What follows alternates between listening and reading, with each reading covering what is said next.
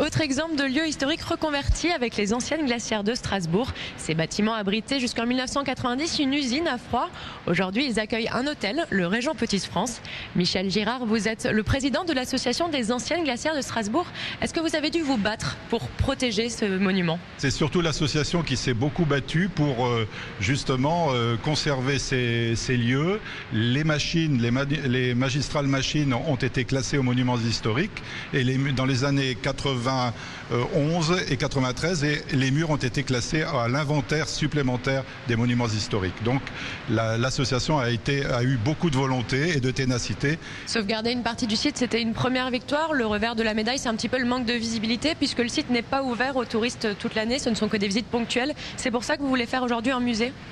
Oui, nous aimerions faire un musée, mais comme vous le savez, pour faire un musée, il faut des moyens. Des moyens d'une part pour l'investissement. Dans un premier temps, c'est peut-être pas ceci qui est le plus difficile, mais après ce seront les moyens pour l'entretien, pour le personnel. Donc ce qu'on appelle les moyens de fonctionnement, c'est ça qui risque de poser problème, mais nous nous y employons pour allier des personnes qui seront rémunérées et sans doute des personnes qui seront totalement bénévoles, dont nous pouvons d'ailleurs nous-mêmes faire partie.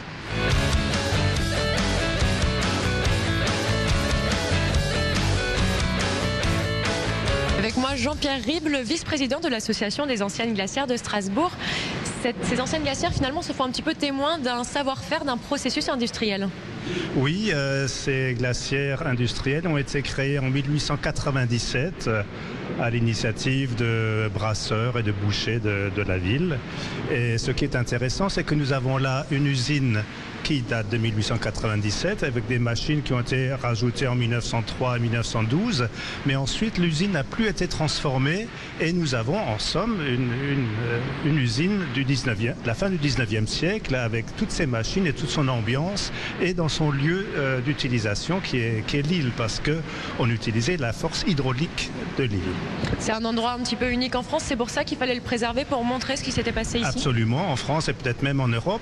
Il existe peut-être encore quelques glacières industrielles dans l'est de l'Europe, mais à notre connaissance, nous n'en connaissons pas qui soient à énergie hydraulique parce que la plupart fonctionnaient grâce à une machine à vapeur. Grâce aux machines et aux outils qui sont encore en place, on peut comprendre le fonctionnement de cette ancienne usine. Comment ça marchait? Oui, alors sous nos pieds, il y a 2 turbines qui profitent donc de cette chute d'eau de 1,75 m de haut. Et le débit de l'eau est de 6 mètres cubes par seconde. Ça fait 6 tonnes d'eau qui tombent d'une hauteur de 1,70 m en une seconde.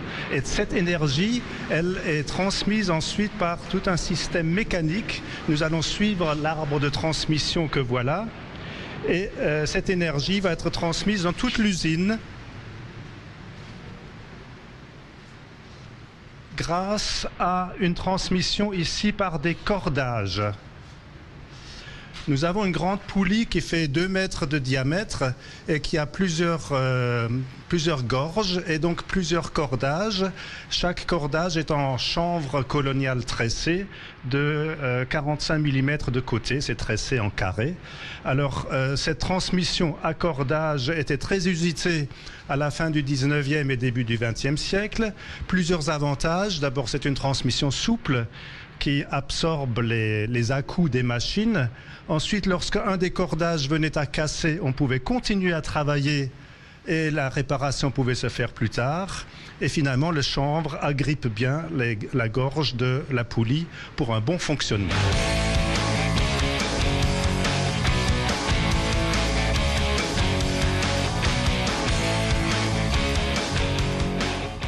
Maurice Arnould, vous êtes ingénieur en patrimoine. Votre père travaillait ici, vous étiez habitué à ces lieux. Est-ce que la reconversion vous satisfait? C'est une bonne question, parce que j'ai l'impression que par rapport à l'ensemble de l'usine en elle-même, il n'y a pas encore de reconversion. C'est le projet de reconversion. Je me rappelle une journée du patrimoine il y a quelques années où les portes étaient grandes ouvertes et les gens étaient vraiment passionnés et intéressés par ce qu'ils découvraient. Des machines et de leur fonctionnement et de leur histoire. Et je crois que ça intéresserait effectivement beaucoup de monde de découvrir tout ça, cette richesse-là. Alors il y a beaucoup de pièces historiques comme celle derrière nous à découvrir. Oui, il y a plein, il n'y a que des pièces historiques. Toutes les machines datent du 19e, donc c'est le début de l'ère industrielle pour ce type de fabrication. Donc elles sont toutes extraordinaires et en état.